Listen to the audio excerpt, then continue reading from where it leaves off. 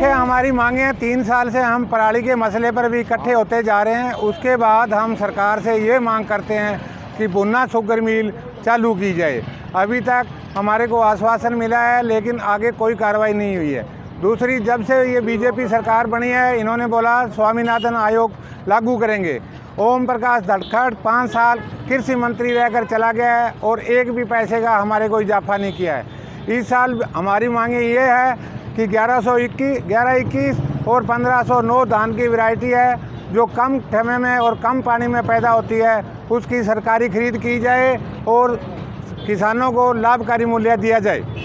ये खट्टर साहब आज किसानों से विचार विमर्श करने के लिए, बात सुनने के लिए आ रहे हैं, मगर ये पता नहीं किन किसानों को बुलाया गया, क्योंकि हमने जो धान की लड़ाई थी हमारी किसान संघर्ष समिति और अन्य संगठनों में साझी तौर पर लड़ी थी।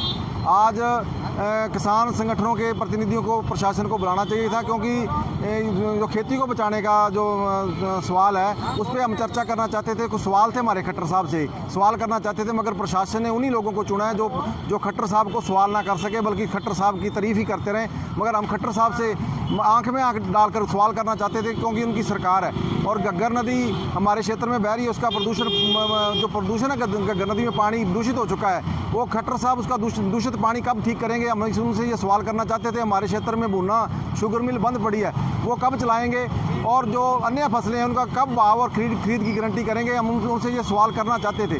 बीमा जो है, बीमा क्लेम नहीं मिल रहा, फसलें ख़राब हो रही हैं, बीमा प्रीमियम किसानों का काट लिया बैंकों ने, मगर आज बीमा जो अब मुआवजे की मांग है तो मुआवजा किसानों को नहीं मिल रहा। ट्यूबवेल कनेक्शनों के लाखों रुपये किसानों ने भर रखे हैं, ट्यूबवेल कनेक्शन नहीं मिल रहे। आज हम उनसे सवाल करना चाहते थे, मगर हमारे सवालों से यहाँ का प्रशासन, यहाँ का CM हमारी बात सुनने के लिए तैयार नहीं था। अगर असल में यदि किसानों के पानी बचाने की चिंता खट्टर साहब को होती तो वो घग्गर नदी का पहले ऐलान में घग्गर नदी को प्रदूषण मुक्त करने का फैसला करते। चंद फैक्ट्रियों का गंदा पानी बंद नहीं कर सकते तो नीचे वाला पानी बचाने की बात कैसे की जा सकती है। जो मंडीकरण के सवाल पर आज बहुत बड़ा हमला है, तो मंडीकरण को तोड़ा जा रहा है, खरीद से भाग रही है सरकार। ये सवाल है किसानों के, हम सवाल करना चाहते थे, मगर प्रशासन हमें सवाल करने की इजाज़त नहीं दिया।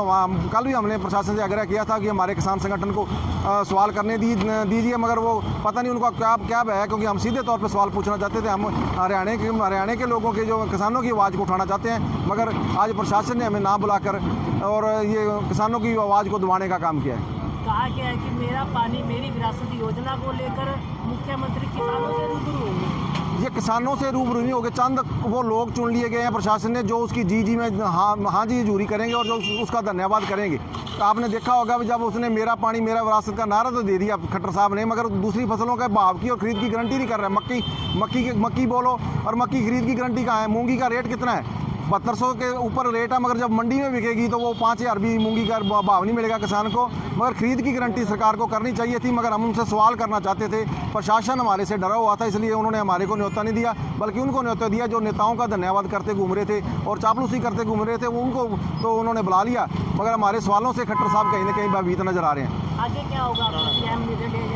हमारी किसान संघर्ष समिति किसानों के मसलों को लेकर मैदान में। हम संपूर्ण कर्जा मुक्ति, फसलों के लाभकारी दाम और पानी की जो बचाने की मांग, इन मांगों को लेकर हम मैदान में हैं। लगातार हम गाँवों के अंदर कमेटियां गठित कर रहे हैं और बड़ा किसान आंदोलन, किसान को कर्ज मुक्त करने की लड़ाई हम लड़ेंगे, क्योंकि बड़े बड़े कारपोरेटों का, बड़ी बड़ी कंपनियों का कर्जा सरकार माफ़ कर सकती है, तो किसान का कर्जा क्यों नहीं माफ़ किया जा सकता? ये सवाल हम खट्टर साहब से करना चाहते थे। स्वामीनाथन रिपोर्ट को क्यों नहीं लागू किया गया? कि जब बीजेपी सत्ता में नहीं थी तो ये कपड़े उतार कर प्रदर्शन करते थे कि हमें स्वामीनाथन रिपोर्ट चाहिए, मगर आज बीजेपी सत्ता में है तो स्वामीनाथन रिपोर्ट कहाँ चलेगी? ये कर्जा मुक्ति का जो नारा दिया जा रहा था वो कहाँ चलेगा? हम संपूर्ण किसान को कर्जा मुक्त और फसलों के लाभकारी दाम के लिए संघर्ष करेंगे। हमारी किसान संघर्ष समिति हरियाणा के अंदर एक मजबूत किसान संगठन बनकर उभरता नजर आ रहा है, क्योंकि किसानों ने विश्वास जगाया। एक ऐसा संगठन हम निर्माण कर रहे हैं जो केवल किसानी को बचाने के लिए मैदान में नजर आएगा।